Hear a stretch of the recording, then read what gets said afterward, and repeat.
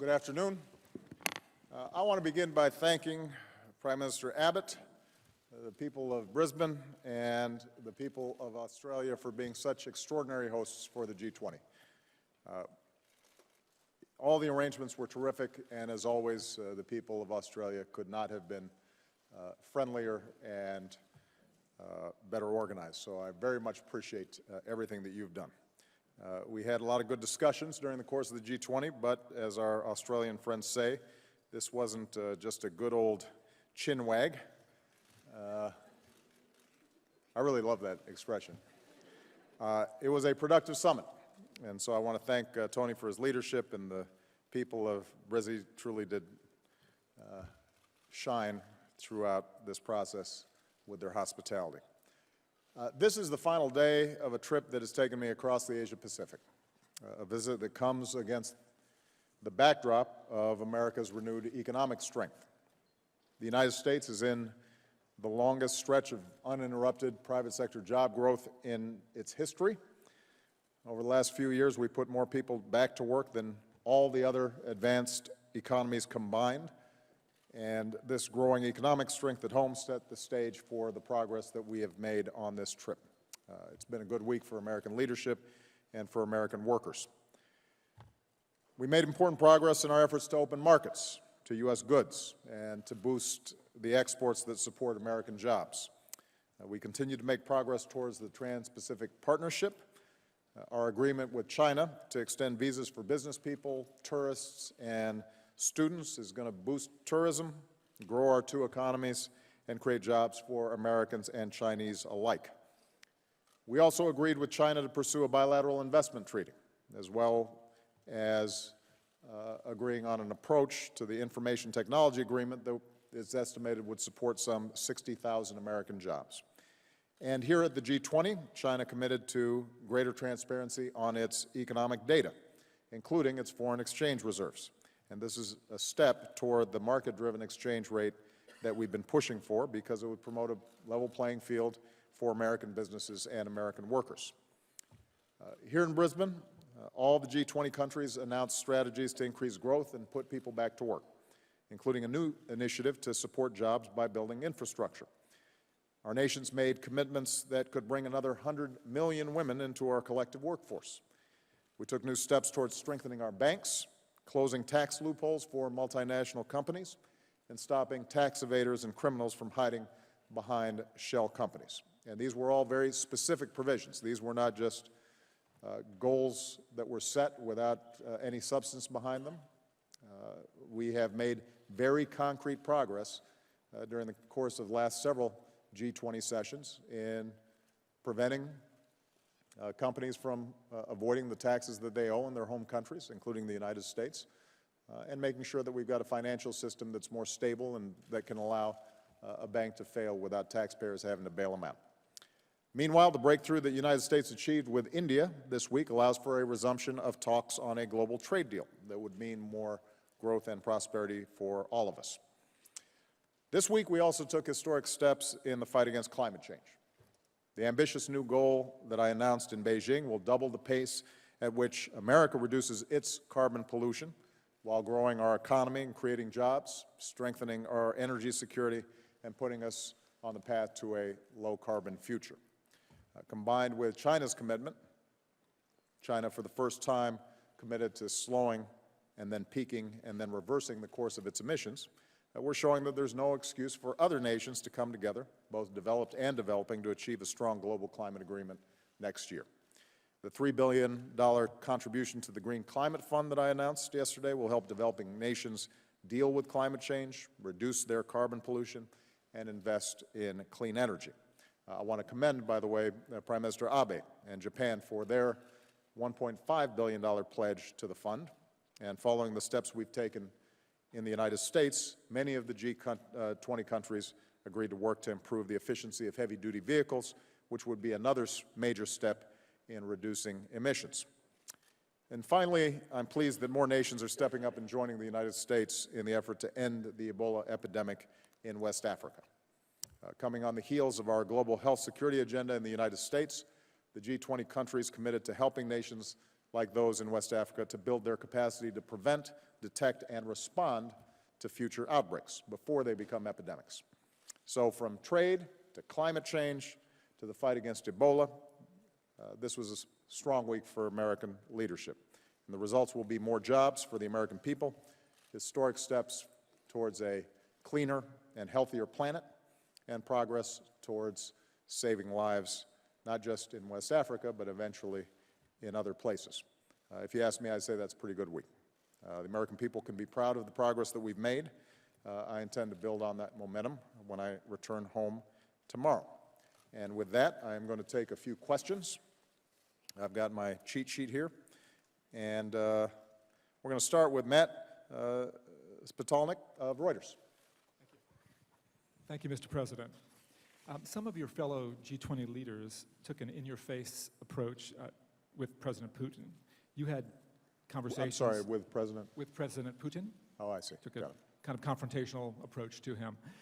You had brief discussions with him at APEC. How confrontational or not were those encounters? Did you have any further exchanges with him here? What, if any, progress did you make with him on the Ukraine issue? And, of course, you've now just met with EU leaders. Did you agree on further sanctions? One other question, sir, on a domestic subject. Are you prepared to state unequivocally that if Congress does pass a Keystone Pipeline bill, that you would veto it if it comes to your desk? I had naturally several interactions with President Putin during the course of the APEC summit and then here at the G20. I would characterize them as typical of our interactions, which are businesslike and blunt. And my communications to him was no different than what I've said publicly as well as what I've said to him privately over the course of this crisis in Ukraine. And that is, Russia has the opportunity to take a different path, to resolve the issue of Ukraine in a way that respects Ukraine's sovereignty and is consistent with international law. That is our preference, and if it does so, then I will be the first to suggest that we roll back the sanctions that are frankly having a devastating effect on the Russian economy. If he continues down the path that he is on, violating international law, providing heavy arms to the separatists in Ukraine, violating an agreement that he agreed to just a few weeks ago, the Minsk agreement, that would have lowered the temperature and the killing in the disputed areas and providing us a pathway for a diplomatic resolution, then the isolation that Russia is currently experiencing will continue. And in my meeting with European leaders, they confirmed their view that so far Russia has not abided by either the spirit or the letter of the agreement that Mr. Putin signed or agreed to, and that as a consequence we are going to continue to maintain the economic isolation while maintaining the possibility of a diplomatic solution. It is not our preference to see Russia isolated the way it is. We would prefer a Russia that is fully integrated with the global economy, that is thriving on behalf of its people, that can once again engage with us in cooperative efforts around global challenges. But we're also very firm on the need to uphold core international principles. And one of those principles is that you don't invade other countries or finance proxies and support them in ways that break up a country that has mechanisms for democratic elections. Did you discuss or agree with them on further sanctions? At this point, the sanctions that we have in place are biting plenty good. We retain the capabilities, and we have our teams constantly looking at mechanisms in which to turn up additional pressure as necessary. With respect to Keystone, I've said consistently and I think I repeated in Burma, but I guess I've got to answer it one more time. We're going to let the process play itself out. And the determination will be made in the first instance by the Secretary of State, but I won't hide my opinion about this, which is that one major determinant of whether we should approve a pipeline shipping Canadian oil to world markets, not to the United States, is does it contribute to the greenhouse gases that are causing climate change. Matt, I gotta move on, man. I know everybody wants to go home. All right, other people have questions. Jim Acosta, CNN. Thank you, Mr. President. Wanted to ask you about the climate deal that you agreed to with Chinese President Xi. And on that front, but also adding in your expected executive action on immigration, that you're taking executive actions on a multitude of fronts, and wanted to ask you, sir, what is stopping a future Republican president, or even a Democratic president, from reversing your executive orders, and are you expanding the powers of the presidency in ways that could potentially backfire on your agenda down the road? And on the battle against ISIS, your Joint Chiefs Chairman, Martin Dempsey, is in Iraq right now, but at a congressional hearing last week, he said he could envision a scenario in which ground forces could be engaged in combat in Iraq alongside Iraqi security forces. I know you've ruled out the possibility of having ground forces, U.S. ground forces engaged in combat, going house to house and so forth. Has your thinking on that changed somewhat? And might General Dempsey be able to convince you otherwise? Okay. With respect to the climate agreement, the goal that we've set, a 26 to 28% reduction by 2025. We shaped that target based on existing authorities rather than the need for additional congressional action. I want to be clear here, Jim, that that's based not on particular executive actions that I'm taking, but based on the authority that's been upheld repeatedly by this Supreme Court for the EPA, the Environmental Protection Agency, to be able to shape rules to regulate the emission of greenhouse gases. Obviously, it's supplemented by a bunch of stuff that we're doing that nobody suggests isn't within our authority. For example, the doubling of fuel efficiency standards on cars is something that we negotiated with the car companies and with labor groups, and is working really well, and we're selling a lot of American cars domestically as well as internationally, and they're more fuel-efficient cars and, as a consequence, more popular cars.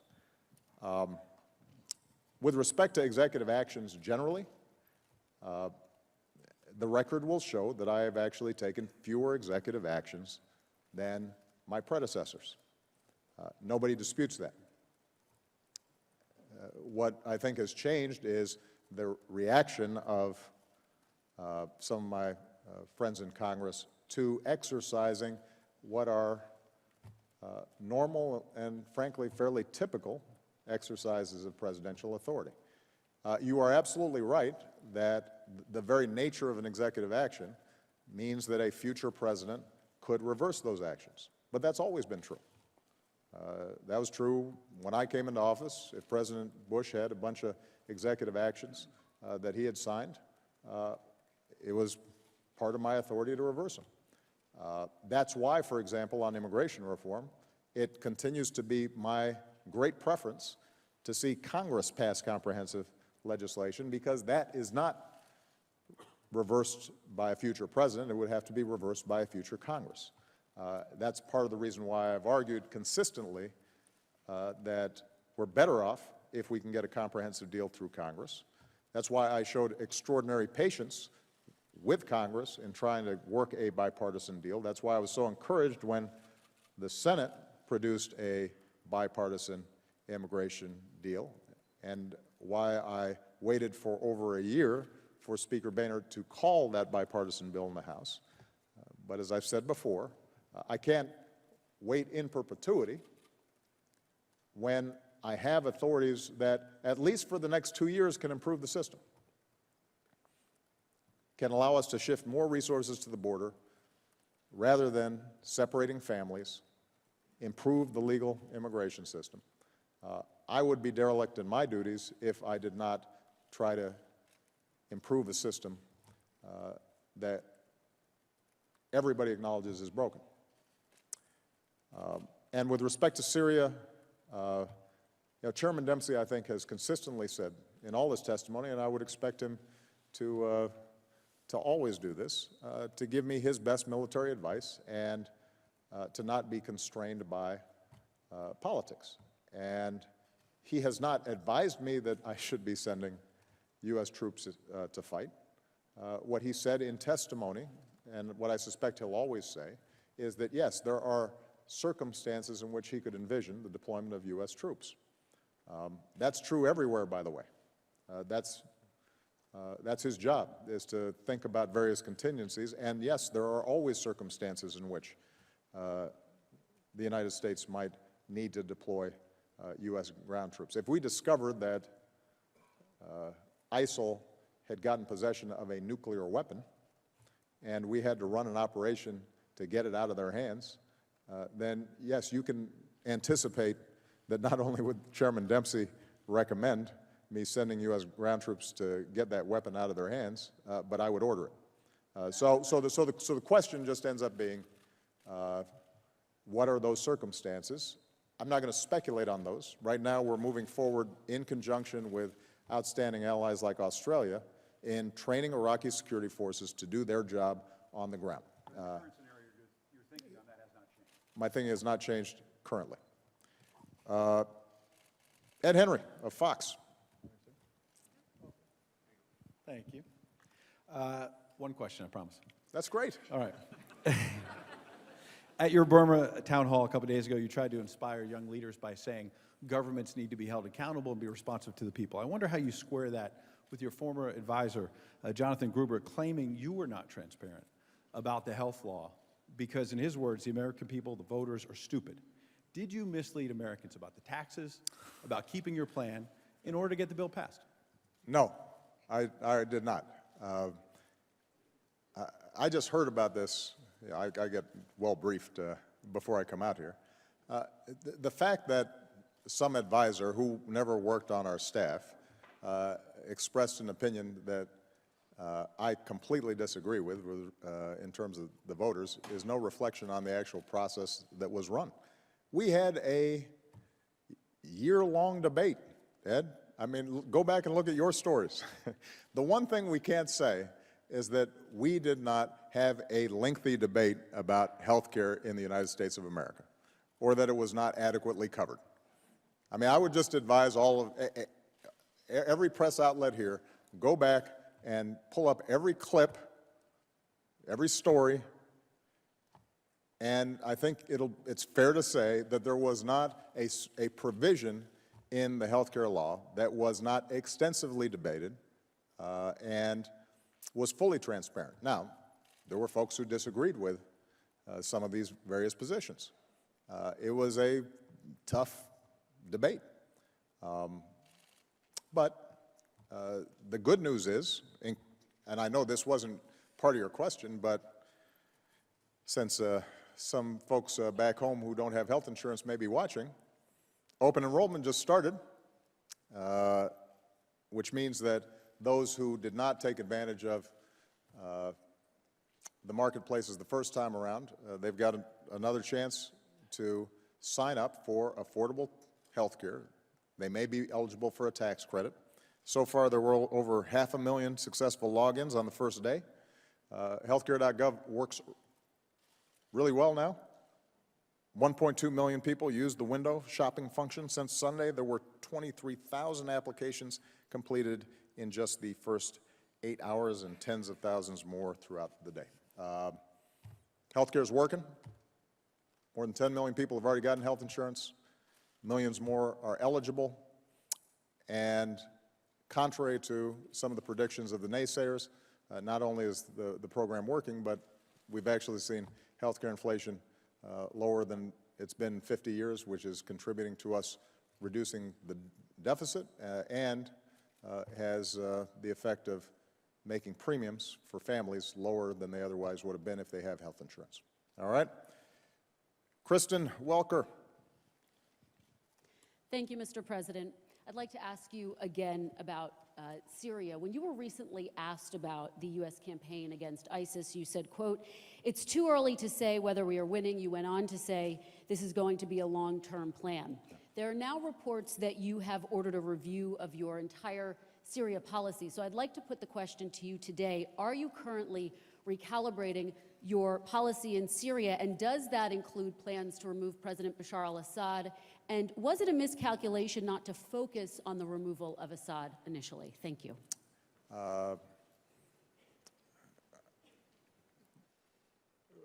We have a weekly meeting with my CENTCOM commander, with my chairman of the Joint Chiefs, with all our diplomatic personnel related to the region, as well as my national security team, and Secretary of State, Secretary of Defense, intelligence teams, to assess what kind of progress are we making both in Iraq and in Syria with respect to ISIL. And I will be having weekly meetings as long as this campaign lasts, because I think it's very important for us to get it right. We have not had a comprehensive review of Syria. We've had a comprehensive review of what are we doing each and every week, what's working, what's not. Some of it is very detailed at the tactical level. Some of it is conceptual. We continue to learn about ISIL, where its weaknesses are, how we can more effectively put pressure on them. And so nothing extraordinary, nothing formal of the sort that you described has taken place. Certainly no changes have taken place with respect to our attitude towards Bashar al-Assad. And I've said this before, but let me reiterate.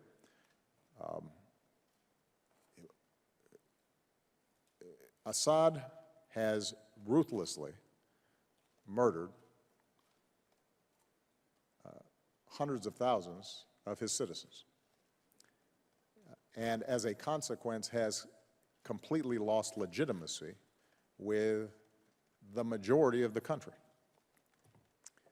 For us to then make common cause with him against ISIL would only turn more Sunnis in Syria in the direction of supporting ISIL and would weaken our coalition that sends a message around the region. This is not a fight against Sunni Islam. This is a fight against extremists of any stripe who are willing to behead innocent people or kill children or mow down political prisoners with the kind of wanton cruelty that I think we've very rarely seen in the modern age. And so we have communicated to the Syrian regime that when we operate going after ISIL in their airspace, that they would be well advised not to take us on. But beyond that, there's no expectation that we are going to, in some ways, enter an alliance with Assad. He is not credible in that country. Now, we are looking for a political solution eventually within Syria that is inclusive of all the groups who live there, the Alawite, the Sunni, Christians, and at some point, the people of Syria and the various players involved, as well as the regional players, Turkey, Iran, Assad's patrons like Russia, are going to have to engage in a political conversation. And, you know, it's the nature of diplomacy in any time, certainly in this situation, where you end up having diplomatic conversations potentially with people that you don't like and regimes that you don't like. But we're not even close to being at that stage yet. But just to put a fine point on it, are you actively discussing ways to remove him as a part of that political transition? No. Major Garrett. Thank you, Mr. President. As you well know, the continuing resolution expires on December 11th. Many things you've talked about on this trip are related to that, funding for coalition operations in Iraq and Syria, the Ebola outbreak, not to mention day-to-day government operations. What are the odds the country will see itself in a shutdown scenario? How much do you fear the government will shut down, and to what degree does your anxiety about this or your team's anxiety about this influence the timing of your decision on immigration and executive action? I take Mitch McConnell at his word when he says that the government's not going to shut down. There's no reason for it to shut down. We traveled down that path before. It was bad for the country. It was bad for every elected official in Washington. And at the end of the day, was resolved in the same way that it would have been resolved if we hadn't shut the government down. So that's not going to be productive. And I think that Leader McConnell and Speaker Boehner understand that. But this goes to a broader point that I've made previously, and I'll just reiterate. It is in the nature of democracy that the parties are going to disagree on certain issues. And in our system, because we don't have a parliamentary system, it means that you can have a Congress of one party and a president of another, and they disagree on some really fundamental issues. And the question then is, how do you deal with that? Well, the sensible way to deal with it is to say, here are the issues we don't agree on, and we'll fight like heck for our position, and then we'll work together on the issues that we do agree on. And that's how it's always been. That's how it was with Ronald Reagan when he was dealing with a Democratic Congress. There was at no point did the Democrats say, well, because we don't agree with Ronald Reagan on XYZ issue, then we can't work with him on Social Security reform or tax reform or other issues. He said, okay, we'll fight on that. We'll join together on that. And as a consequence, the country will make progress. And I would expect that same attitude in this instance. I understand that there are members of the Republican Party who deeply disagree with me and law enforcement and the evangelical community and a number of their own Republican colleagues about the need for immigration reform. I get that. And they've made their views clear, and there's nothing wrong with them arguing their position and opposing legislation. But why they would then decide we're going to shut down the government makes about as much sense as my decision to shut down the government if they decide to take a vote to repeal health care reform for the, is it 53rd or 55th time? I mean, I understand that there's a difference there, but let's keep on doing the people's business. Does the shutdown anxiety in any way affect your timing at all on immigration action? No, I think the main concern I have is making sure that we get it right. And that's what we're focused on at this point, because any executive action that I take is going to require some adjustments to how DHS, the Department of Homeland Security, operates, where it's deploying resources, et cetera, how are folks processed, what priorities are set up, and so I want to make sure that we've crossed all our T's and dotted all our I's. That's my main priority. And we are going to close with Jim Avila. Thank you, Mr. President. Following up on immigration, in 2010, when asked by immigration reform advocates to stop deportations and act alone on providing legal status for the undocumented, you said, quote, "I'm president, I'm not king. I can't do these things just by myself." Right. In 2013, you said, "I'm not the Emperor of the United States. My job is to execute laws that are passed." Mr. President, what has changed since then? And since you've now had a chance to talk since July with your legal advisors, Right. what do you now believe are your limits so that you can continue to act as president and not as emperor or king? Well, actually, my position hasn't changed. When I was talking to the advocates, their interest was in me, through executive action, duplicating the legislation that was stalled in Congress. And getting a comprehensive deal of the sort that is in the Senate legislation, for example, does extend beyond my legal authorities. There are certain things I cannot do. There are certain limits to what falls within the realm of prosecutorial discretion in terms of how we apply existing immigration laws. And what we've continued to do is to talk to Office of Legal Counsel that's responsible for telling us what the rules are, what the scope of our operations are, and determining where it is appropriate for us to say, we're not going to deport 11 million people. On the other hand, we've got severe resource constraints right now at the border, not in apprehending people, but in processing and having enough immigration judges and so forth. And so what's within our authority to do in reallocating resources and reprioritizing, since we can't do everything. And it's on that basis that I'll be making a decision about any executive actions that I might take. I will repeat what I've said before. There is a very simple solution to this perception that somehow I'm exercising too much executive authority. Pass a bill I can sign on this issue. If Congress passes a law that solves our border problems, improves our legal immigration system, and provides a pathway for the 11 million people who are here, working in our kitchens, working in farms, making beds in hotels. Everybody knows they're there. We're not going to deport all of them. We'd like to see them being able, out in the open, to pay their taxes, pay a penalty, get right with the law. Give me a bill that addresses those issues.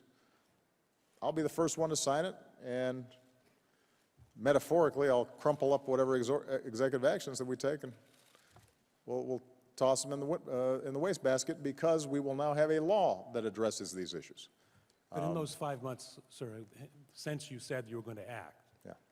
have you received the legal advice from the Attorney General Yeah, about what limits you can Yes. you have and what you can do? Yes. And would you tell us what those are? No. I will tell them when I make the announcement. But it's a good try, though. It was a good angle. Jim and I go way back, although he was famous, I was not. He used to be a broadcaster in Chicago, so I used to watch him on TV. You've aged a little better than I have. Yeah. All right, people of Australia, thank you again for your wonderful hospitality.